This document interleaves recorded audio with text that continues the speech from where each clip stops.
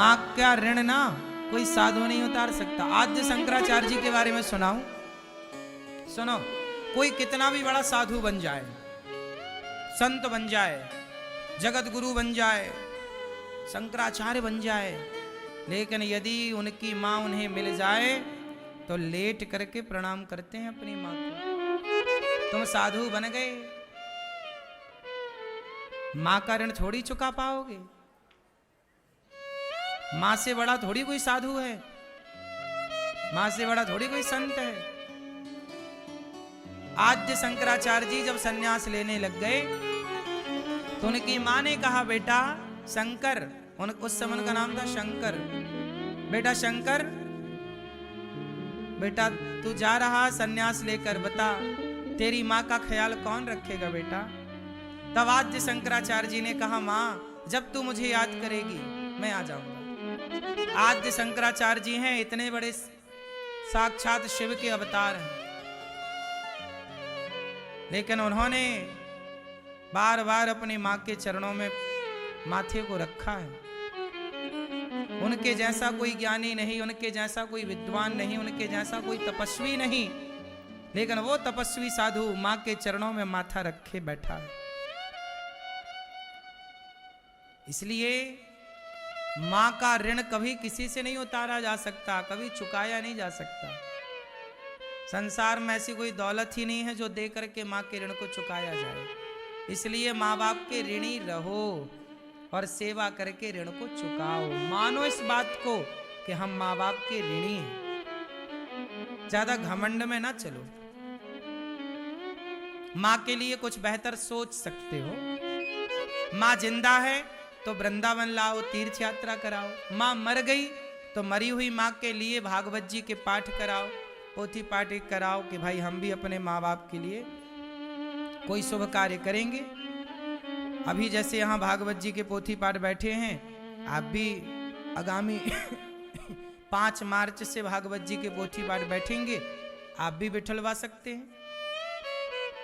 आप भी अपनी माँ को, अभी 10 अप्रैल से यहाँ पर ब्रज 84 कोस की परिक्रमा लगवाई जाएगी। आप भी ले आओ अपने माँ बाप को, यदि चलने में थोड़ा बहुत सामर्थ्य है तो आप भी अपने माँ बाप को अपने साथ 84 कोस की परिक्रमा लगवाओ। अभी ब्रज 84 कोस कहते हैं, जो 84 कोस की ब्रजमंडल की 84 कोस की परिक्रमा लगा लेता है वो 84 लाख योनियों से मुक्त हो जाता है। 84 कोस की परिक्रमा में सबकी परिक्रमा आ गई, वृंदावन की परिक्रमा आ गई, गिरिराज जी की आ गई, पूरे ब्रजमंडल की नंदगांव बरसाने सबकी परिक्रमा हो गई। तो आप भी अभी 10 अप्रैल से परिक्रमा है, आप भी जोड़ो, आप भी करवाओ, करो, पुण्य है। जिंदा है माँ तो ला सकते हैं, मर जाएगी तो फोटो के आगे रोने के सिवा फिर बचेगा क्या। और माँ से कभी आप उऋण नहीं हो सकते हो? कोई बेटा उऋण नहीं हो सकता। इसलिए माँ के चरणों में सदा माथा रखो। माँ कुछ भी कहे, गाली दे, कुछ भी कहे, माँ की बातों का जवाब ना दो। तुम्हें जन्म दिया है, तुम्हें पाल पोस, बताओ आज माँ तुम्हें 4 बातें कह देती है ना, बुरा लग जाता है तुम्हें, लेकिन वही माँ ने तुम्हारी मालिश की थी, पांव पकड़ के घिस घिस के हड्डियां मजबूत हो जाएं। माँ का उपकार कितना है ये तो तुम्हें याद नहीं है। 4 गालियां माँ ने दे दिया, वो याद है यार माँ ने मेरी ऐसा कह दिया, अब मैं माँ से बात नहीं करूंगा। माँ की 4 गालियों पे ध्यान ना दो, माँ की 4 बातों पर ध्यान ना दो। माँ ने बचपन में आपको कितना, तुम भी तो अपने बच्चे के साथ गुजारा कर रहे हो ना, बच्चों का कितना ख्याल रखना पड़ता है, ऐसे ही ख्याल तुम्हारी माँ ने तुम्हारा रखा है। रात रात जाग के तुम्हारा मलमूत्र धोया है। तुम्हें गाली याद है? 4 गाली माँ ने दे दी। लुगाई आ गई तो लुगाई ने कहा कि या तो अपनी माँ को रखो या तो हमें रखो, तो लुगाई के पीछे चल गए और माँ को छोड़ दिया। ऐसी औलादें हैं। पत्नी के कारण माँ को छोड़ दिया, पत्नी को भी मत छोड़ो, माँ को भी मत छोड़ो। और ऐसी बेटियों को समझाओ, माँ तुम्हारी बेटियां समझाती क्यों नहीं हो? तुम्हारी बेटियां डिमांड कर रही हैं कि या तो सास को रखो या तो हमें रखो। कल तुम्हारी भी तो बहू आएगी, यदि उसकी माँ ने भी ऐसी ही परवरिश दी होगी तो तुम्हारा तो जीना हराम हो जाएगा। हर माँ अपनी बेटी को जिम्मेदार बनाए, परिवार को चलाने के संस्कार दे, तो तलाक ही ना हो, हर घर सुखी हो, हर घर में आनंद हो। आज के जमाने में बेटों का विवाह करने में डर लगता है, पता नहीं कैसी आ जाए, क्या कर दे घर में आके। ये सब कहां से हुआ? तुमने अपनी बेटियों को संस्कार देना छोड़ दिया। जरूरत से ज्यादा पढ़ाया लिखाया, इसका बुरा नहीं है, खूब पढ़ाओ, लेकिन वो पढ़ाई यदि संस्कारहीन है तो उस पढ़ाई का कोई मतलब नहीं है। शिक्षा तब अच्छी है जब संस्कारवान हो। यदि आपकी शिक्षा में संस्कार नहीं है तो शिक्षा का कोई मतलब नहीं है। आज तुम्हारे बेटे का ब्याह करने में तुम्हें 100 बार सोचना पड़ता है। काश हर बेटी को उसकी मां अच्छे संस्कार देती, परिवार को चलाने के संस्कार, 2 बातें सुन के रहने के संस्कार। आजकल लड़कियां पढ़ लेती हैं ना, तो पढ़ने का ही घमंड लेके चलती, मैं तो पढ़ी हूं, सेल्फ डिपेंड हूं, मुझे किसी की जरूरत नहीं। इसी चक्कर में घर टूटते हैं। वो एक बात सुनने को तैयार नहीं, ना पुरुष सुनने को तैयार ना स्त्री। और जब सुनोगे नहीं, सहोगे नहीं, तो रहोगे कैसे? रिश्तों में थोड़ी सहनशीलता तो चाहिए ही चाहिए, लेकिन आज सहनशीलता है ही नहीं। सहे कौन? बेटियां पढ़ी हैं, क्यों सहेंगी? बेटे पढ़े हैं, क्यों सहेंगे? खून गर्म है दोनों का। इसलिए रिश्तों को चलाने के लिए डिग्रियों की जरूरत नहीं पड़ती मेरी माँ। रिश्तों को चलाने के लिए समझदारी चाहिए, सहनशीलता चाहिए। माँ बाप के दिए गए संस्कार काम आते हैं रिश्तों को चलाने में। कॉलेज से मिली डिग्री काम नहीं आती। क्यों जी, बात सही है?